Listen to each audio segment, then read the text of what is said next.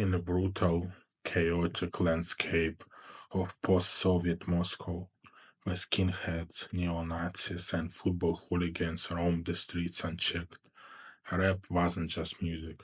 It was a target on your back.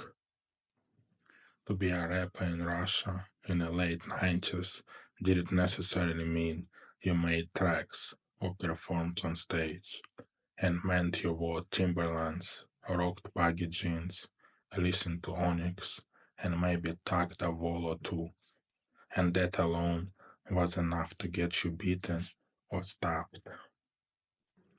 The hip hop subculture in Moscow had many enemies, from fascist gangs to conservative society, and when the violence became too frequent, one crew rose to protect their own. They were called the White Smoke Clan. Founded in 1996, White Smoke Clan wasn't just a group of rap fans. It was a street army, a tight crew of 15 core members, backed by dozens more, most of them teenagers from working class neighborhoods. Their mission was simple: we are rappers, and we protect rappers.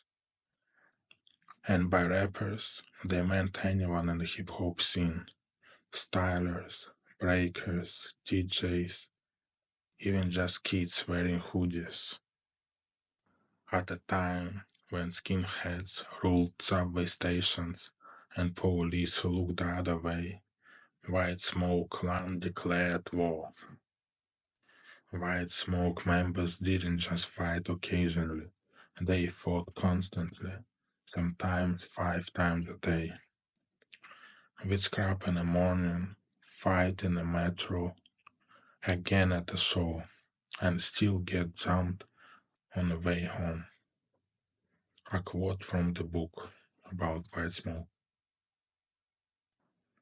They operated in two main formats: metro raids, riding subway lines, hunting skinheads, and robbing pedestrians; organized brawls, massive street fights, outside clubs, parks, or festivals, sometimes involving over 100 people. The most infamous battle happened on September 5th, 1999, at Manezhnaya Square, just steps from the Kremlin. It was the biggest clash in our history. Around 300 people got stabbed. Some didn't make it. Even TV news covered it. That night, rap made the headlines, and not for lyrics, but for blood on the pavement. White Smoke didn't survive on pride alone. They also robbed people to get by. Phones, wallets, sneakers, gold chains. If you looked weak or rich, we took it. Some of the crew used the money for food. Others used it for studio time or bail. White Smoke wasn't righteous. They were raw, violent, and street-born. In a scene where fists wasn't enough, blades became common. They came at us with knives. My wife shielded me, screaming, "Do it! Stop him!"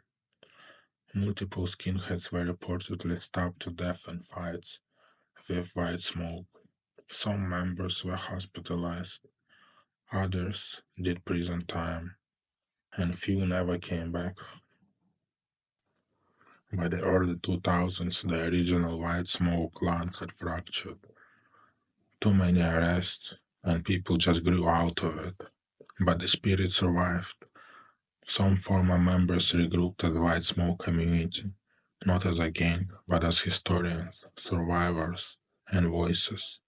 The most well known is Hiram Mike, a frontline fighter who worked for Gus Golder and Basta, Russia's biggest hip hop label.